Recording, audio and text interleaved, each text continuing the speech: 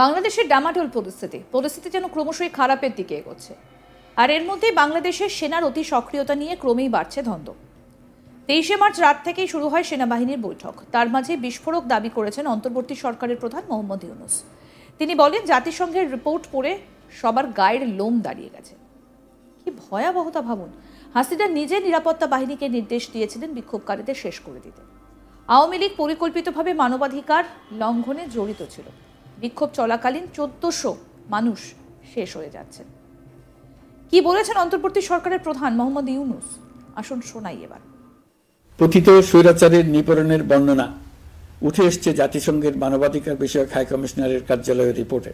গত July August মাসে বাংলাদেশের ছাত্র শ্রমিক জনতার উপর শেখ হাসিনা সরকার ও আওয়ামী লীগ যে দমন পীড়ন ও হত্যাকাণ্ড চালিয়েছে, এর পুঙ্খানুপুঙ্খ তদন্ত করে বিস্তারিত রিপোর্ট প্রকাশ করেছে তারা। এই রিপোর্টে স্পষ্টভাবে উঠে এসছে যে শেখ হাসিনা নিজেই নিরাপত্তা বাহিনীর কর্মকর্তাদের নির্দেশ দিয়েছিলেন বিক্ষোভকারীদের হত্যা করতে। বিগত সরকার, আওয়ামী লীগ ও আওয়ামী লীগের সহযোগী গোষ্ঠী ও সংগঠন একত্রিত হয়ে পরিকল্পিতভাবেই গুরুতর মানবাধিকার লঙ্ঘনে জড়িত ছিল।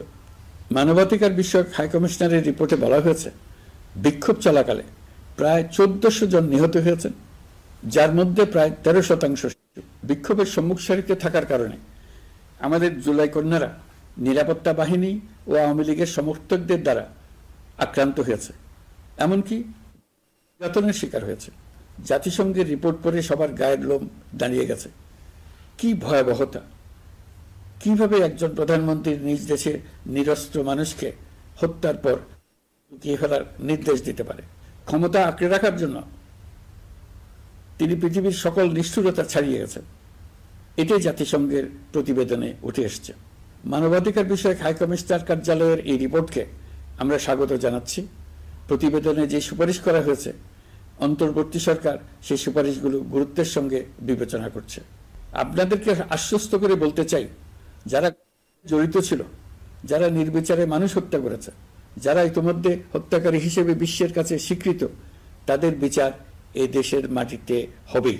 প্রিয় দেশবাসী, আপনারা জানেন, অন্তর্বর্তী সরকার দায়িত্ব নেবার পর থেকেই গণমাধ্যম ও সোশ্যাল মিডিয়ায় গুজবের জন্য এক মহোৎসব চলছে। দেশকে অস্থিতিশীল করার জন্য একের পর এক মিথ্যা তথ্য ছড়িয়ে দিয়ে জনগণকে বিভ্রান্ত করার চেষ্টা চলছে। অভিনব সব প্রক্রিয়ায় গুজব ছড়ানো হচ্ছে। এক ছবির সঙ্গে অন্য ছবি জুড়ে দেওয়া হচ্ছে, ঘটনা একটা, ছবি আরেকটা। এরকম ফটোকার্ড বানিয়ে অন্য দেশের ঘটনাকে এ দেশের ঘটনা হিসেবে চালিয়ে দিয়ে সোশ্যাল মিডিয়ায় তোলপাড় করে ফেলছে। যতই নির্বাচন কাছে আসবে, এর রূপ আরো ভয়ঙ্কর হতে থাকবে। কারা এর পেছনে আছে, কেন আছে, তা আপনাদের সবারই জানা আছে। আমরা এই গুজব ও মিথ্যা তথ্যের প্রচারণা রোধ করতে জাতিসংঘের সহযোগিতা চেয়েছি। জাতিসংঘের মহাসচিব এর মোকাবেলায় আমাদের সহযোগিতা করবেন বলে আশ্বাস দিয়ে গেছেন। দেশবাসীকে আমি স্মরণ করিয়ে দিতে চাই যে জুলাই অভ্যুত্থানের প্রথম পর্ব সফলভাবে সমাপ্ত হয়েছে। প্রথম পর্বের সমাপ্তির মধ্য দিয়ে অভ্যুত্থানের দ্বিতীয় পর্ব শুরু হলো। সবসময় মনে রাখতে হবে, আমরা কিন্তু যুদ্ধাবস্থায় আছি। গুজব হলো এই জুলাই অভ্যুত্থানের বিরুদ্ধে পরাজিত শক্তির মস্ত বড় হাতিয়ার। গুজব দেখলেই গুজবের সূত্রের সন্ধান করতে থাকবেন, গুজবকে অবহেলা করবেন না। বহু অভিজ্ঞ সমর বিশারদ এই গুজবের পেছনে দিনরাত কাজ করছে। সীমাহীন অর্থ এর পেছনে নিয়োজিত আছে। এর মূল লক্ষ্য জুলাই অভ্যুত্থানকে ব্যর্থ করা। আমরা তাকে ব্যর্থ হতে দেব না। আমাদের সামগ্রিক ঐক্য পলাতক শক্তির গায়ে জ্বালা ধরিয়ে দিচ্ছে। তারা এই ঐক্য ভাঙতে চায়। তাদের অভিনব কৌশল আপনি টেরই পাবেন না, আপনি বুঝতেই পারছেন না কখন তাদের খেলায় আপনি পুতুল হয়ে গেছেন। আমাদের সচেতনতা এবং সামগ্রিক ঐক্য দিয়েই এই গুজবকে রুখতে হবে। পলাতক অপশক্তির ষড়যন্ত্রকে ব্যর্থ করে দিতে হবে। বাংলাদেশের সাংবাদিক সূত্রে খবর যেটা জানা গিয়েছে যে বাংলাদেশ সেনাবাহিনী সদর দপ্তরে একটা উচ্চ পর্যায়ের বৈঠক হয়েছে 23 মার্চ রবিবার রাত 12টায়। বাংলাদেশ সেনাবাহিনী সদর দপ্তরে কমান্ড সেন্টারে এই বৈঠক অনুষ্ঠিত হয়। সেনাবাহিনীর প্রধান জেনারেল ওয়াকারুজ্জামান এই বৈঠকে সভাপতিত্ব করেছেন। ছিলেন 5 জন লেফটেন্যান্ট জেনারেল, 8 জন মেজর জেনারেল এবং বহু ইন্ডিপেন্ডেন্ট ব্রিগেডের ব্রিগেডিয়াররা। এই মিটিং চলে 1.5 ঘন্টার মতো। এই মিটিংয়ের পর জেনারেল ওয়াকারুজ্জামান বাংলাদেশের রাষ্ট্রপতির সঙ্গে দেখা করেন। সেই মিটিং চলে প্রায় 45 মিনিট।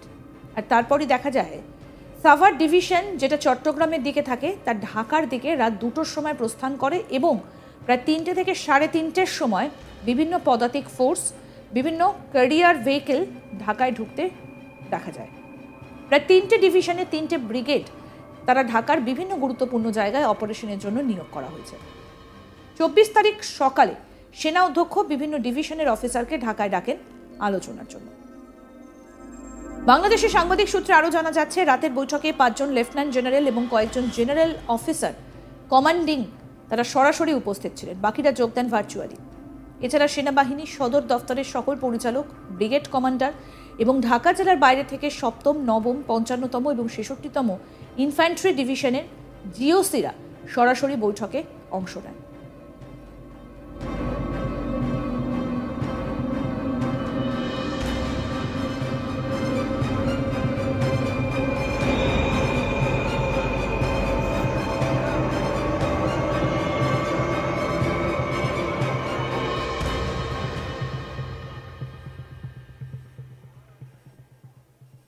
সেনাবাহিনীর প্রধান সংশ্লিষ্ট কমান্ডারদের সঙ্গে দেশের সামগ্রিক পরিস্থিতি নিয়ে আলোচনা করবেন বলে জানা গিয়েছে। হাসনাত আবদুল্লাহ এবং জাতীয় নাগরিক পার্টি এবং এবি পার্টির নেতৃবৃন্দের সেনাবাহিনীর রাজনৈতিক বিষয়ে হস্তক্ষেপের অভিযোগ সম্পর্কে আলোচনা করা হয়। এই ধরনের প্রচারণার মোকাবিলা এবং সেনাবাহিনীর ভূমিকা কিভাবে সংজ্ঞায়িত হবে সেই বিষয়েও আলোচনা করা হয়। একই সঙ্গে আসন্ন জাতীয় নির্বাচন এবং সম্ভাব্য জরুরি অবস্থা জারির বিষয়ে মতামত গ্রহণ করা হয়। বৈঠক শেষে সিদ্ধান্ত নেওয়া হয় যে 24শে মার্চ সেনাবাহিনীর প্রধান ঢাকার সেনানিবাসের সেনা প্রাঙ্গণে সকল স্তরের কর্মকর্তা এবং সৈনিকদের উদ্দেশ্যে ভাষণ দেবেন। দেশের সকল সেনানিবাস থেকে সামরিক সদস্যরা এই সময়ে ভাষণে যুক্ত হবেন। সূত্র নিশ্চিত করেছে যে আন্তর্জাতিক অংশীদাররা বাংলাদেশে শান্তি এবং শৃঙ্খলা পুনরুদ্ধার এবং জাতীয় নির্বাচনের অনুকূল পরিবেশ সৃষ্টি এবং গণতান্ত্রিক প্রক্রিয়ায় অংশগ্রহণমূলক নির্বাচন নিশ্চিত করতে জরুরি অবস্থা জারির জন্য সবুজ সংকেত দিয়েছে। যে কোনো সময় জরুরি অবস্থা ঘোষণা করা হতে পারে, যার ফলে জাতীয় জরুরি সরকার গঠনের সম্ভাবনা রয়েছে।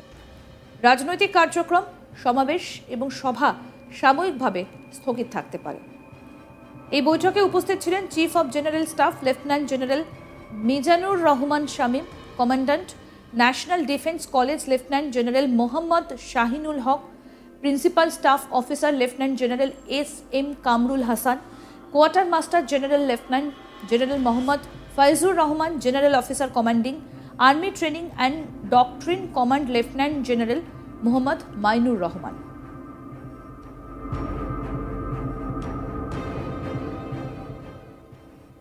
আরও আপডেট পেতে দেখতে থাকুন আজ তাক বাংলা। সাবস্ক্রাইব করুন, নোটিফিকেশন পেতে বেল বাটন অপশন প্রেস করুন, হোয়াটসঅ্যাপেও ফলো করুন আজ তাক বাংলা।